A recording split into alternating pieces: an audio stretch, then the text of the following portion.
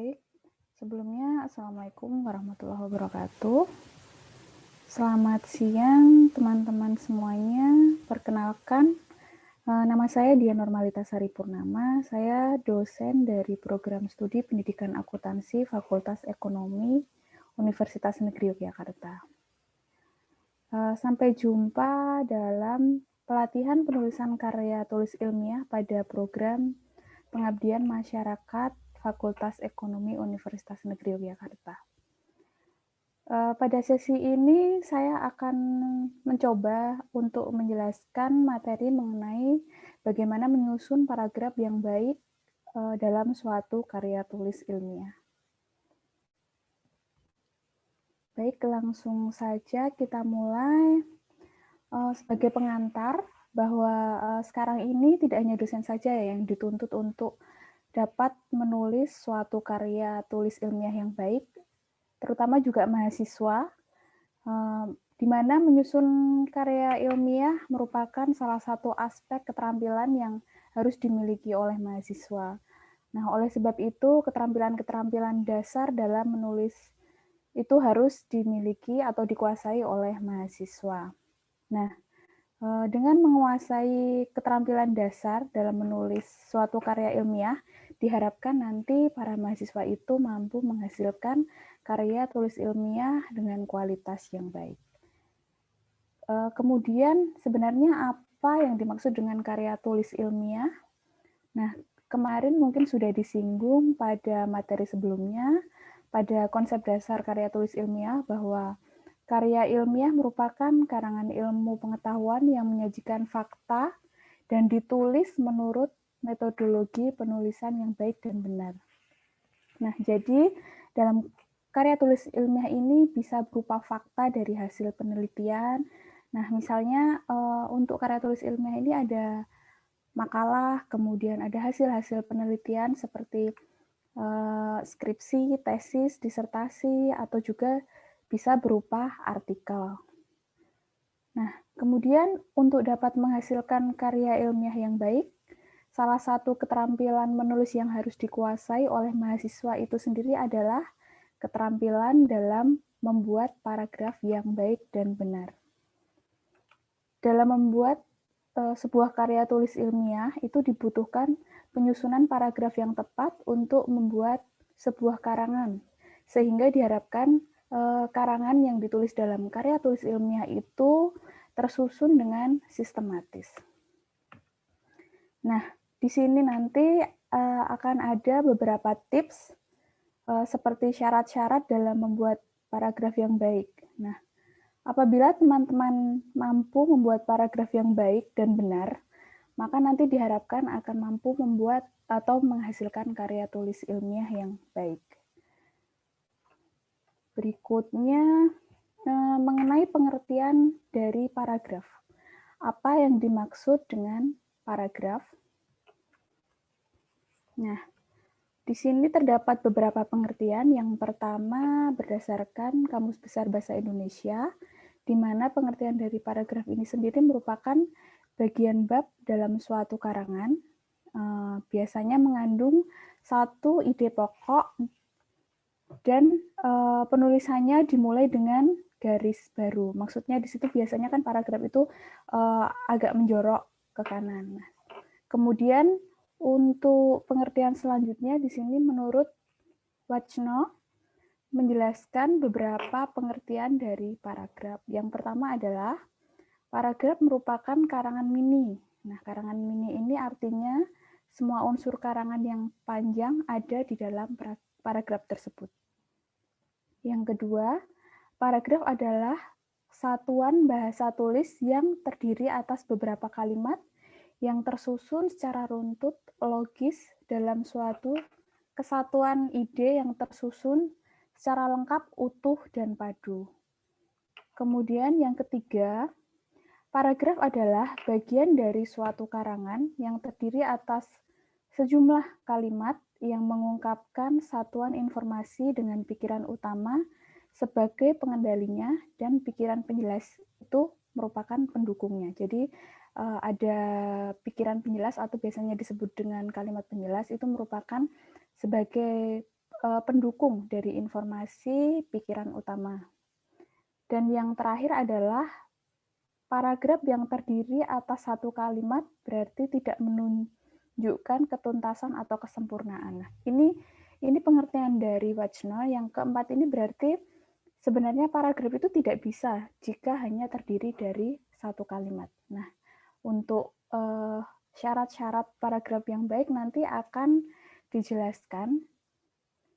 Jadi dapat disimpulkan bahwa paragraf sendiri merupakan kalimat yang terdiri dari satu gagasan pokok. Nah, rangkaian kalimat yang dimaksud ini minimal terdiri dari 3 kalimat.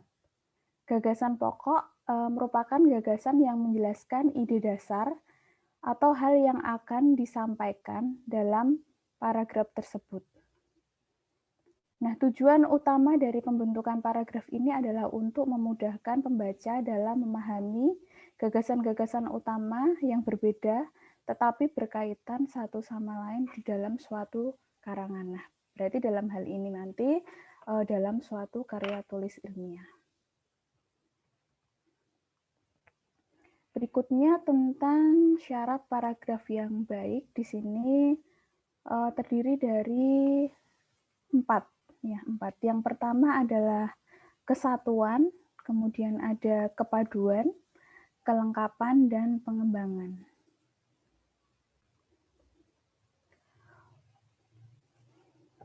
Untuk yang syarat paragraf yang pertama yaitu kesatuan, ini setiap paragraf mengandung satu gagasan dasar dan sejumlah gagasan pengembang. Nah, gagasan dasar itu dikemukakan ke dalam suatu kalimat topik. Kemudian gagasan pengembang dikemukakan di dalam kalimat pengembang. Jadi di dalam paragraf itu ada satu kalimat yang mengandung gagasan dasar, biasanya disebut dengan kalimat inti atau kalimat pokok. Kemudian nanti ada gagasan pengembang. Nah, itu biasanya terdiri dari kalimat-kalimat penjelas yang menjelaskan dari kalimat atau ide pokok dari paragraf tersebut. Kemudian yang kedua, paragraf dianggap memenuhi syarat kesatuan apabila kalimat-kalimat dalam paragraf itu mengarah pada satu pokok permasalahan saja. Jadi paragraf itu fokus mengarah pada ide dari pokok paragraf itu sendiri. Kemudian tidak terdapat kalimat yang menyimpang dari ide pokok. Maksudnya, kalimat-kalimat penjelas yang ada dalam paragraf tersebut tentunya mendukung dan menjelaskan ide pokok dari paragraf tersebut, tidak boleh menyimpang atau tidak berhubungan dengan ide pokok. Kemudian di sini ada Nasucha menyatakan bahwa paragraf dianggap memiliki kesatuan apabila kalimat-kalimat dalam paragraf tersebut tidak terlepas dari topiknya atau selalu relevan dengan topik. Paragraf dianggap mempunyai kesatuan jika kalimat-kalimat dalam paragraf itu tidak terlepas dari topiknya dan selalu relevan. Nah, di sini ada contoh tentang paragraf yang menunjukkan bahwa syarat dari paragraf yang baik itu adalah kesatuan. Di sini ada, apabila dilihat, persaingan kualitas sumber daya manusia atau SDM pada era global pada dasarnya merupakan persaingan kualitas pendidikan. Nah, ini merupakan ide pokok atau gagasan pokok dari paragraf ini. Kemudian sumber daya manusia adalah produk dari pendidikan dan atau pelatihan. Oleh karena itu, semua negara berusaha untuk meningkatkan kualitas pendidikan. Baik, pemerintah Indonesia juga terus berusaha meningkatkan kualitas pendidikan mulai dari pendidikan dasar sampai dengan pendidikan tinggi. Nah, mulai dari sumber daya manusia adalah sampai dengan akhir dari paragraf ini merupakan kalimat penjelas. Jadi ini merupakan kalimat penjelas yang menjelaskan dari ide pokok yang persaingan kualitas sumber daya manusia atau SDM pada era global pada dasarnya merupakan persaingan kualitas sumber daya manusia. Nah, apabila kita cermati kalimat-kalimat penjelas ini dia semuanya mempunyai hubungan dengan kalimat pokoknya. Jadi dia menjelaskan kalimat pokoknya. Oleh sebab itu, ini merupakan syarat dari kesatuan paragraf, di mana tidak ada kalimat penjelas yang menyimpang atau tidak relevan dengan kalimat pokok dari paragraf tersebut. Yang berikutnya adalah syarat kepaduan. Nah, setiap paragraf itu harus memenuhi syarat kepaduan atau keserasian. Jadi di sini untuk kepaduan itu merupakan keserasian hubungan antar kalimat dalam paragraf. Yang berarti pula bahwa keserasian hubungan antar kalimat dalam paragraf itu maksudnya saling berkaitan, tidak ada yang lepas atau tidak relevan dengan kalimat-kalimat yang ada dalam paragraf tersebut. Nah, untuk pembentukan paragraf ini berasal dari kalimat-kalimat yang saling mendukung satu dengan yang lainnya. Dan dengan adanya kepaduan ini, kalimat-kalimat di dalam paragraf akan terjalin secara sistematis dan logis serta tidak ada informasi yang meloncat. Jadi nanti menjadi kepaduan dalam paragraf tersebut. Lalu bagaimanakah agar paragraf yang disusun itu memenuhi syarat kepaduan? Nah, dalam menyusun paragraf agar terpenuhi syarat kepaduan itu, kita dapat menggunakan kata penghubung yang dapat membuat antar kalimat itu saling berkaitan, jadi menjadi padu. Seperti contohnya, untuk paragraf ini, remaja mempunyai banyak potensi untuk dikembangkan. Remaja terkadang tidak menyadari bahwa ia memiliki banyak kelebihan yang bisa digali dan diberdayakan guna menyongsong masa depan. Mereka perlu bantuan untuk dimotivasi dan diberi wawasan. Anak-anak muda lewat potensinya adalah penggenggam masa depan yang lebih baik untuk para pendahulunya. Nah, apabila dilihat dari sini, kita ketahui bahwa untuk ide pokoknya ini terletak pada kalimat pertama, yaitu remaja mempunyai banyak potensi untuk dikembangkan. Nah, berikutnya adalah kalimat-kalimat penjelas, di mana kalimat penjelas ini terdapat beberapa kata penghubung yang dimaksudkan untuk menghubungkan antar kalimat agar membuat paragraf menjadi padu. Seperti ini, yang di warna biru ini, ada yang, kemudian ada kata penghubung dan, yang kemudian nanti membuat paragraf ini menjadi padu atau serasi kalau istilah lainnya. Nah, yang kemudian untuk syarat keempat yaitu, untuk syarat ketiga yaitu kelengkapan, di mana suatu paragraf ini dikatakan lengkap apabila dalam paragraf itu berisi kalimat-kalimat penjelas yang cukup untuk menunjang kejelasan kalimat topik atau kalimat utamanya. Jadi maksudnya kalau dalam paragraf itu kan ada satu kalimat topik dan beberapa kalimat penjelas. Nah, di mana kalimat penjelas itu harus sudah cukup untuk menjelaskan informasi-informasi yang dibutuhkan dalam paragraf tersebut. Yang kedua adalah kalimat-kalimat pendukung harus dapat memberikan kejelasan kalimat topik secara terperinci. Kemudian kalimat topiknya dapat dikembangkan dengan pendukung yang cukup. Nah, lalu bagaimana agar suatu paragraf itu dapat disusun memenuhi syarat kelengkapan? Nah, kalimat penjelas ini dalam suatu paragraf, agar paragraf menjadi lengkap, bisa berisi tentang rincian, kemudian bisa berisi tentang keterangan, ataupun berisi tentang contoh-contoh yang dia menjelaskan atau memperjelas dari kalimat topik atau kalimat utamanya. Kemudian syarat yang keempat, yang terakhir adalah syarat pengembangan, di mana dalam mengembangkan suatu paragraf itu, pembentukan paragraf dalam teks dikaitkan dengan paragraf yang lain. Jadi antar paragraf itu saling berkaitan, di mana hasil pengembangan ini adalah untaian paragraf yang menunjukkan paragraf yang cocok dengan paragraf yang lain.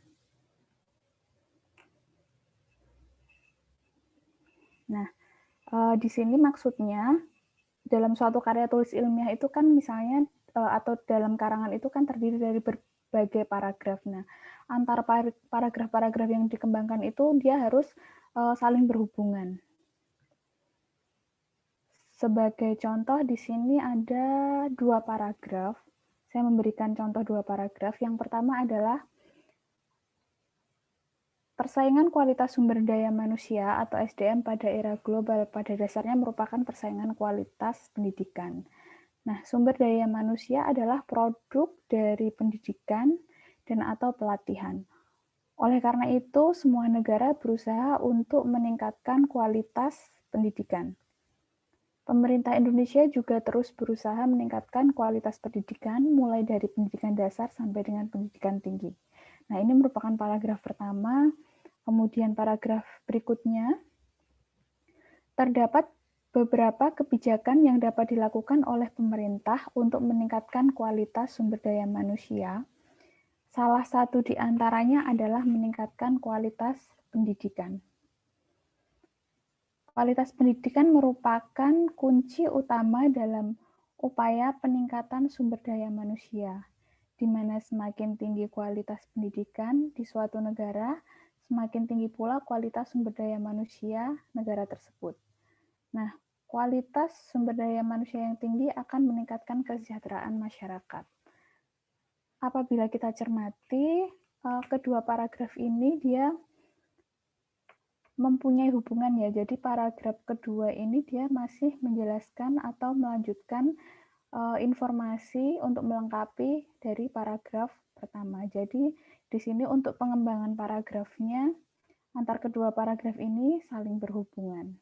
Jadi ketika menyusun karya tulis ilmiah juga seperti itu. Ketika menyusun paragraf harus diperhatikan antar paragraf itu apakah masih menjelaskan topik yang berhubungan atau dia tidak relevan. Nah, itu harus diperhatikan. Kemudian berikutnya di sini tentang jenis-jenis paragraf. Di sini jenis paragraf itu dibagi menjadi 3. Ini didasarkan pada letak kalimat utamanya. Yang pertama adalah paragraf deduktif, yang kedua induktif, dan yang ketiga adalah campuran, paragraf campuran. Mungkin teman-teman juga sudah tahu ya, untuk paragraf deduktif ini sendiri, dia merupakan paragraf yang memiliki kalimat utama yang terletak di awal paragraf. Sebagai contohnya, di sini, ujian nasional pada dasarnya adalah evaluasi terhadap pencapaian program pendidikan.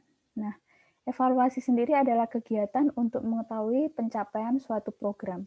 Evaluasi memberi informasi untuk kebijakan dalam 2 cara. Yang pertama, evaluasi memberi informasi bagi pembuat kebijakan tentang keadaan pendidikan atau pencapaian belajar suatu grup tertentu. Kemudian yang kedua, informasi evaluasi digunakan sebagai piranti administratif untuk menerapkan kebijakan. Nah, evaluasi terhadap pelaksanaan ujian akhir sekolah berstandar nasional dilakukan mulai dari persiapan sampai dengan pelaksanaan. Nah, ini contoh paragraf saya ambilkan dari jurnal penelitian.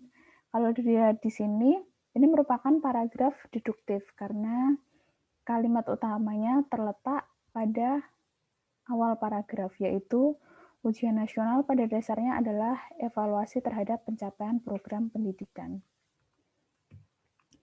Kemudian berikutnya adalah paragraf induktif, di mana paragraf induktif ini kebalikan dengan paragraf deduktif. Jadi untuk letak kalimat topik pada paragraf induktif ini terletak di akhir paragraf.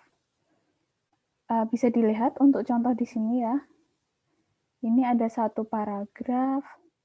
Kemudian untuk kalimat utamanya di sini terletak di akhir paragraf, yaitu oleh karena itu perlu dilaksanakan ujian nasional yang hasilnya dapat digunakan untuk meningkatkan kualitas pendidikan. Nah, sebenarnya ini merupakan kalimat pokok dari satu paragraf ini. Jadi, untuk kalimat-kalimat yang awal ini merupakan kalimat penjelas.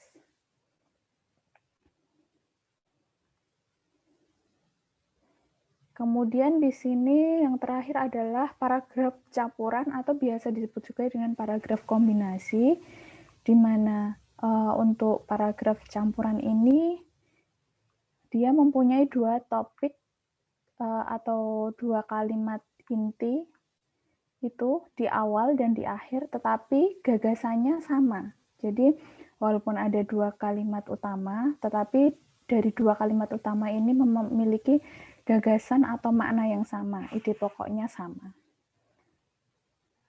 Kita lihat untuk contoh paragrafnya di sini.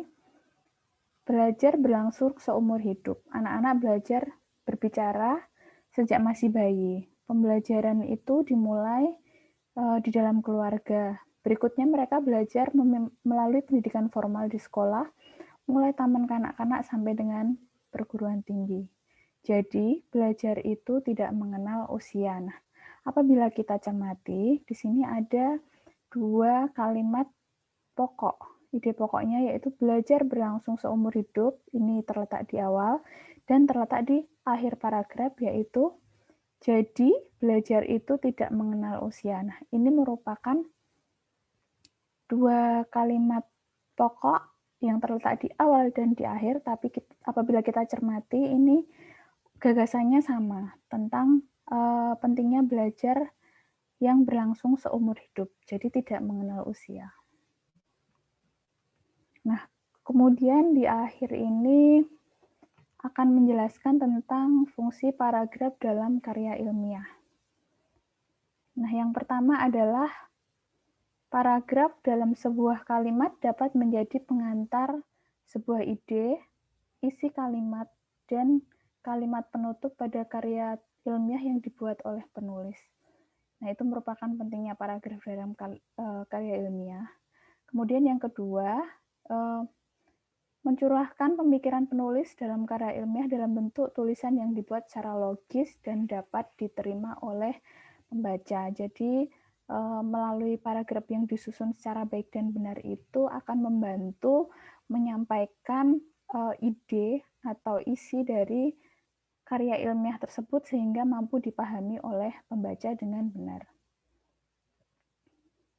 Kemudian, dapat memudahkan penulis untuk menyusun ide-ide karya ilmiah yang akan dibuatnya. Yang berikutnya dapat membantu penulis dalam mengembangkan gagasan-gagasan atau ide dari segala sesuatu yang berhubungan dengan topik yang ingin ditulis menjadi sebuah karya ilmiah. Kemudian, untuk menandai pergantian gagasan baru pada karya ilmiah yang terdiri dari beberapa paragraf. Jadi maksudnya di sini dalam suatu karya ilmiah itu apabila sudah ganti paragraf berarti dia berganti pokok pikiran juga atau yang ada di dalam kalimat utama atau ide pokok. Dan yang terakhir, untuk dapat memudahkan pengorganisasian gagasan bagi yang membaca agar memudahkan pemahaman tentang karya tulis ilmiah tersebut. Nah, seperti itulah fungsi dari paragraf yang digunakan dalam karya tulis ilmiah. Oleh sebab itu tadi penting ya kita memahami bagaimana menyusun paragraf yang baik dalam karya tulis ilmiah, sesuai dengan syarat-syarat yang ada tadi. Baik, mungkin materi dari saya cukup sekian. Nanti apabila ada diskusi atau ada hal-hal yang ingin ditanyakan, silahkan ditanyakan melalui kolom komentar ya. Nanti akan ada kolom komentar yang digunakan sebagai forum diskusi dan di sana saya akan menjawab pertanyaan-pertanyaan dari teman-teman semua apabila terdapat pertanyaan tentang bagaimana menyusun paragraf yang baik dalam karya ilmiah. Terima kasih, saya akhiri. Semoga sehat-sehat selalu, bahagia selalu. Wassalamualaikum warahmatullahi wabarakatuh.